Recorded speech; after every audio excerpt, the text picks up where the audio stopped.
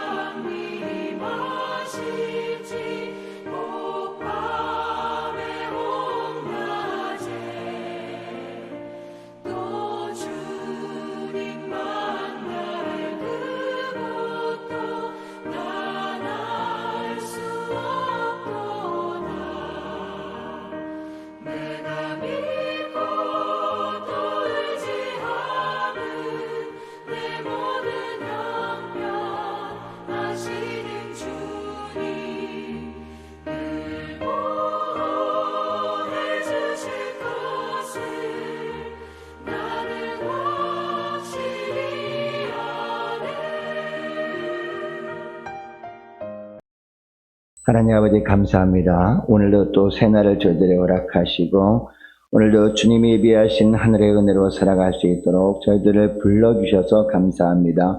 주님 부르심에 순종함으로 나왔사오니 주님께서 오늘도 말씀을 베푸실 때 말씀을 통해서 주님께서 오늘 하루 저희들이 어떤 삶을 살기를 원하신지 바르게 깨닫게 하시고 깨달음 받으러 온전히 순종하며 살아감으로 말미암아 주님께서 예비하신 하늘의 은혜와 능력으로 살아가는 것이 얼마나 복된 삶인지 알게 하여 주옵소서.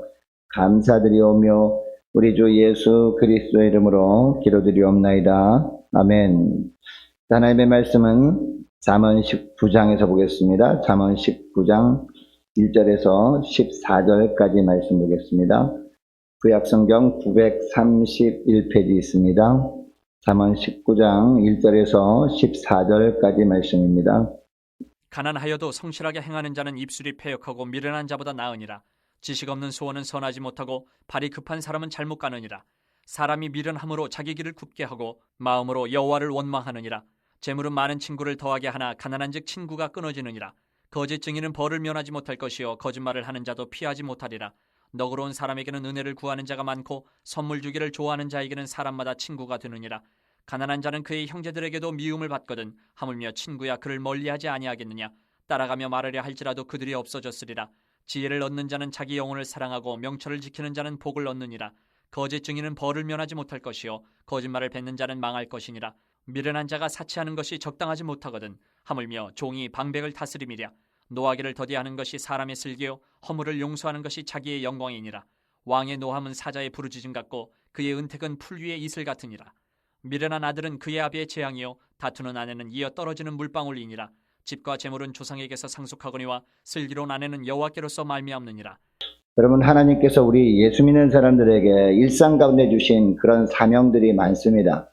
근데 많은 사명들을 한 가지로 압축한다면 불의로 가득한 세상에서 구별된 삶을 살라는 겁니다. 자, 우리 하나님은 내가 거룩하니 너희도 거룩하라라고 말씀하셨습니다. 그 말씀의 의미가 뭐냐? 내가 다른 존재보다 특별히 구별된 존재이기 때문에 너희들도 하나님의 형상대로 지음받은 자라면 세상 사람들이 다 가는 길로 가지 말고 구별된 삶을 살라라고 말씀하는 것이죠. 이렇게 사는 비결을 이 잠언을 통해서 하나님께서 계속 말씀하셨는데 그게 뭡니까? 바로 하늘의 지혜다라고 말씀하셨습니다. 특별히 오늘 본문에 보면 우리가 이 땅에 살아가면서 이처럼 주님의 말씀대로 구별된 삶을 살아갈 수 있는 하늘의 지혜가 무엇인지 말씀합니다. 바로 물질관입니다. 더 쉽게 말씀드리면 돈에 대한 생각입니다. 돈에 대한 생각, 우리가 가진 생각대로 살지 말고 하나님이 주신 비전으로 살라. 무엇을, 돈을 어떻게 쓰는가, 이것을 하나님이 주신 생각대로 살라라는 겁니다. 여러분, 우리가 이 땅에 살아간 동안에 돈이 없으면 물론 우리가 살지 못합니다. 그래서 사람들은 어떻게 하든지 돈을 모으려고 하죠. 먹고 싶은 거 먹지 않고 쓰고 싶은 거 쓰지 않으면서 열심히 모으려고 합니다. 물론 하나님은요, 우리가 이 땅에 살아가면서 열심히 일을 해서 돈을 버는 것을 뭐라고 하지 않습니다. 나무라지 않습니다. 무엇을 지적하느냐? 재물을 모으는 과정입니다. 1절 말씀 보시기 바랍니다. 1절 말씀 보면 가난하여도 성실하게 행하는 자는 입술이 패역하고 미련한 자보다 나으니라 라고 하고 있습니다. 이 구절을 보면 두 사람을 대조하고 있습니다. 한 사람은 어떤 사람입니까? 한 사람은 하나님 앞에서 그리고 사람들 앞에서 성실하게 살아가는 자입니다. 그런데 그 대가를 받은 것으로만 살다 보니까 가난하게 살게 되는 겁니다. 또 한 사람이 있습니다. 이 사람은 또 어떤 사람입니까? 하나님 보시기에 입술이 패역한 미련한 사람을 소개하고 있습니다. 여러분, 하나님 보시기에 입술이 패역한 사람은 어떤 삶을 살았길래 하나님께 이런 책망을 받고 있는 것일까요?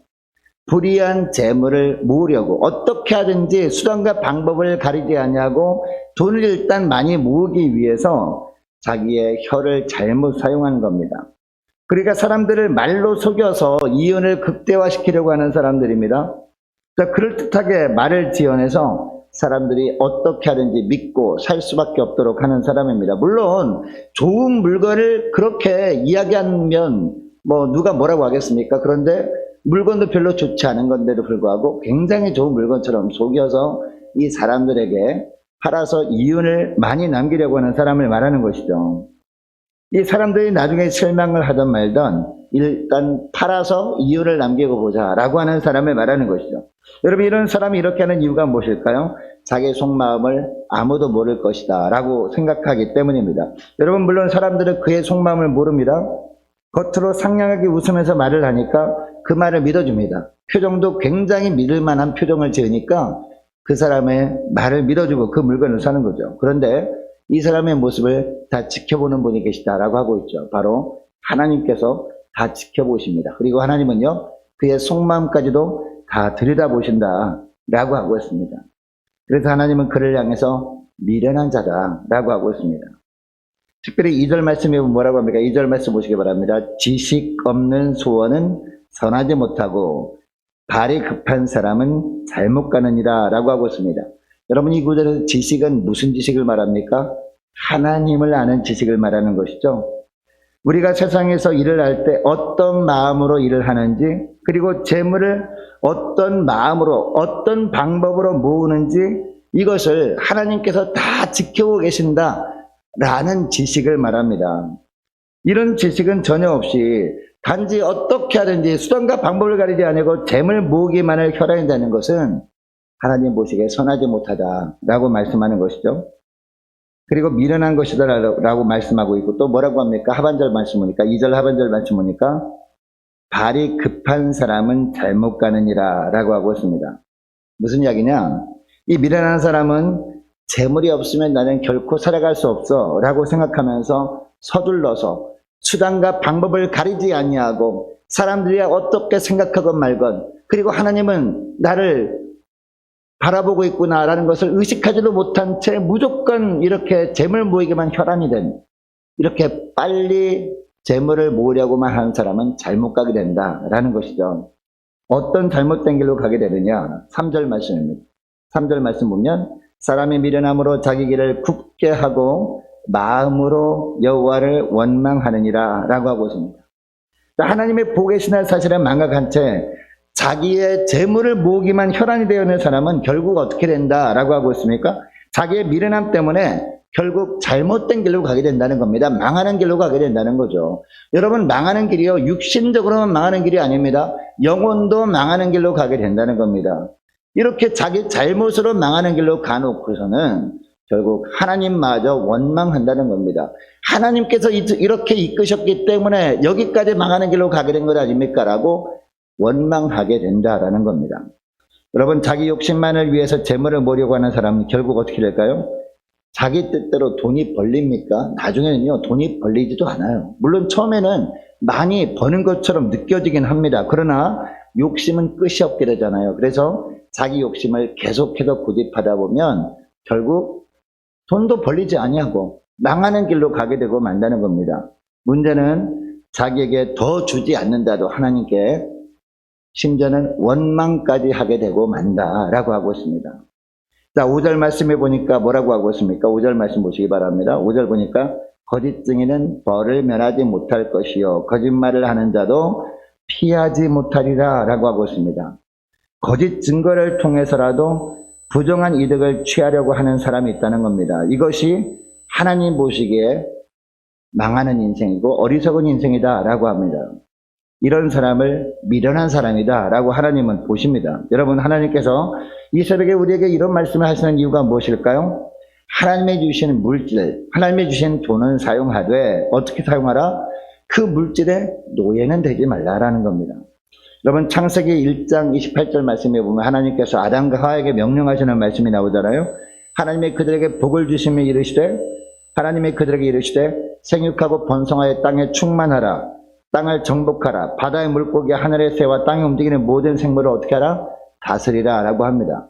여러분, 이 명령, 원래 하나님께서 이 모든 세상의 것들을 지으시고 하나님이 다스리시는데 그 다스리는 일을 처음에는 아담과 하와에게 맡겼잖아요. 그런데 오늘날은 누구한테 맡기십니까?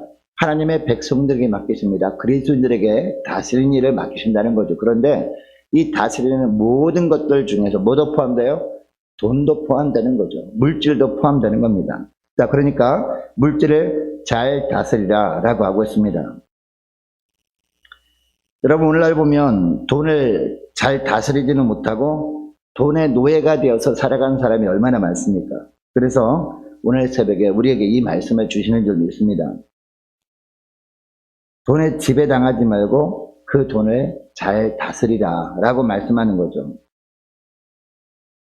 자, 그렇게 되면 우리가 은혜 받고 세상을 향해 나갔을 때 하나님의 보내신 일터에서 어떤 일을 하든지 하나님이 주신 일로 생각하고 우리가 최선을 다하게 된다. 이 모습을 주님께서 보시겠다라는 것입니다.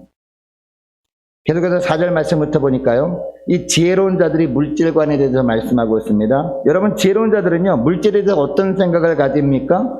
모든 물질은 다 하나님이 주신 선물이다라고 여깁니다. 그래서 아무리 자기가 부지런히 벌어서 근면하게 일을 해서 번 돈이라 할지라도 자기만을 위해서 그 재물을 사용하지 않습니다. 또 그 재물을 쌓아놓는 것 자체를 기쁨으로 여기지도 않습니다. 이 4절 보세요. 4절 보니까 재물은 많은 친구를 더하게 하나 가난한 즉 친구가 끊어지느니라 라고 하고 있습니다. 자, 무슨 얘기냐? 지혜로운 자들은 자기에게 있는 재물로 말미암아 믿음의 친구들을 잘 섬긴다는 겁니다. 그 결과 많은 친구들이 생긴다라는 거죠. 그리고 6절 말씀을 보시기 바랍니다. 6절 말씀 보니까 너그러운 사람에게는 은혜를 구하는 자가 많고 선물 주기를 좋아하는 자에게는 사람마다 친구가 되느니라 라고 합니다. 이처럼 지혜로운 자들은 타인의 필요를 채우는데 자기 물질을 쓰기를 좋아하기 때문에 이런 너그러운 사람 곁에는 은혜를 구하는 자가 많다라는 것입니다. 이처럼 선물을 주기를 좋아하는 사람은 서로 친구가 되고 싶어 한다라는 말씀이죠. 반면에 자기만을 위해서 재물을 쌓다가 결국 가난해지게 된 사람은 어떻게 됩니까? 자기만을 위해서 재물을 막 쌓아놓게 되면 결국 하나님께서 어떻게 합니까? 그것을 뺏어서 이처럼 하나님의 뜻 가운데 재물을 사용하는 사람에게 주시겠죠. 그러면 가난하게 될 것 아닙니까? 이처럼 가난하게 되면 결국 어떻게 되느냐? 형제들에게 미움을 받고 친구들도 멀리하게 된다라는 것이죠. 나중에는 홀로 남게 된다는 것을 말씀하고 있습니다. 자, 7절 말씀도 보시기 바랍니다. 7절 말씀 보면 가난한 자는 그의 형제들에게도 미움을 받거든 하물며 친구야 그를 멀리하지 아니하겠느냐? 따라가며 말하려 할지라도 그들이 없어졌느니라 라고 하고 있습니다. 그래서 8절에서 하나님은 솔로몬을 통해서 이렇게 말씀합니다. 8절 보니까 지혜를 얻는 자는 자기 영혼을 사랑하고 명철을 지키는 자는 복이 있느니라 라고 하고 있습니다. 여러분, 히브리서 13장 5절 말씀을 보면 이 재물에 대해서 우리가 어떤 자세로 대해야 되는지 잘 말씀하고 있습니다. 히브리서 13장 5절 말씀 보면 돈을 사랑하지 말고 있는 바를 족한 줄로 하라라고 하고 있습니다. 무슨 얘기예요? 이 돈의 노예가 되지 말라는 거예요. 돈에 사로잡혀 살지 말고 있는 바를 족한 줄로 알라. 무슨 뜻이냐? 하나님이 주신 것을 하나님의 뜻 가운데 사용하면서 족한 줄로 알라라고 하고 있습니다. 이어지는 말씀은 이런 말씀합니다. 그같이 이 말씀하시기를 내가 결코 너희를 떠나지 아니하고 버리지도 아니하리라 하셨느니라 라고 합니다. 무슨 이야기냐? 돈이 우리를 영원토록 지켜줄 것이라고 생각하지 말라라는 겁니다. 이 많은 사람들이 돈이 없으면 살지 못한다고 얘기하지 않습니까? 돈이 평생 동안 나를 지켜줄 거라고 여기고 있는데 아니라는 겁니다. 여러분, 영원토록 우리를 떠나지도 않고 버리지도 않고 우리를 끝까지 지켜주는 존재는 무엇밖에 없습니까? 하나님밖에 없다라는 겁니다. 돈이 아니라 하나님이라는 겁니다. 그러니까 돈을 따라가지 말고 하나님을 따라가라. 돈에 붙들려 살지 말고 하나님의 능력의 장중에 붙들려 살라라고 말씀하고 있습니다. 여러분, 이것을 기억하시고 오늘 기도할 때 이렇게 기도했으면 좋겠습니다. 하나님, 이제는 물질에 지배받지 않고 살게 해 주옵소서. 무엇보다도 하나님의 능력의 장중에 붙들려 살아갈 수 있도록 은총 내려달라고 함께 기도하기를 원합니다. 하나님, 물질은 하나님이 우리에게 하나님의 일을 하라고 맡겨주신 것이라는 분명한 물질관 가지고 살아갈 수 있도록 도와주옵소서. 간절히 기도했으면 좋겠습니다. 오늘 말씀을 기억하면서 함께 기도하기를 원하고, 하나님, 우리 함께 가는 교회 모든 성도들, 오늘 예배 참석한 모든 성도들, 그리고 저와 여러분이 늘 기도를 통해서 하나님과 깊은 교제 가운데 살아갈 수 있도록 도와달라고 함께 기도하기를 원합니다. 많은 환우들이 있습니다.